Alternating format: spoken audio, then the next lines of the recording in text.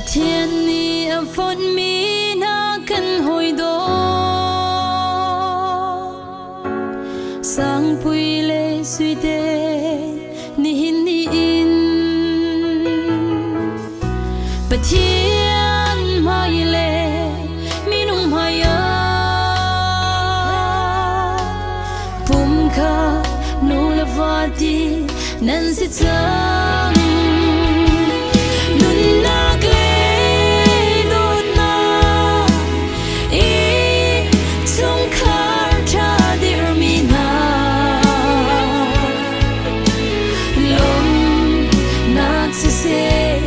chiết na giống si se nan tuần đi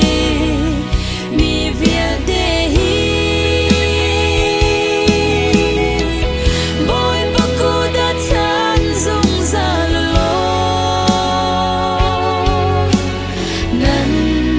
làm mất ruộng ter khâu tu bắt thiên lo ngã si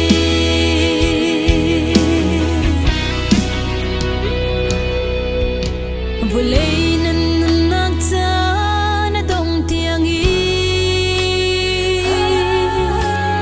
nâng thiên lông chút đê dùng ra xị lô đột na con nền chấm hăng chỉ đi bông khur khát luang chỉ đinh nâng xị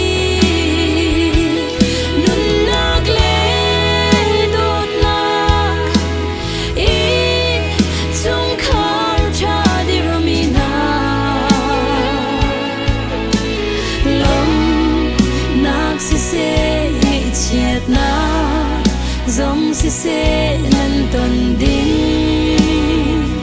mi việt để hi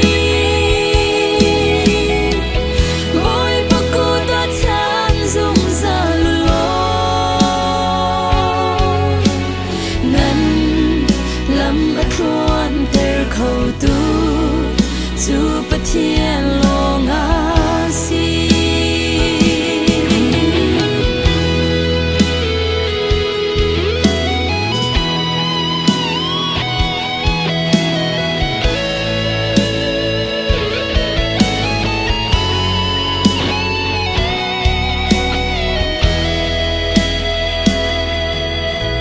thiên ni adot nak ver chi feki nan thiên long tu de dung ra si lo ave ngai na mit mai tha tu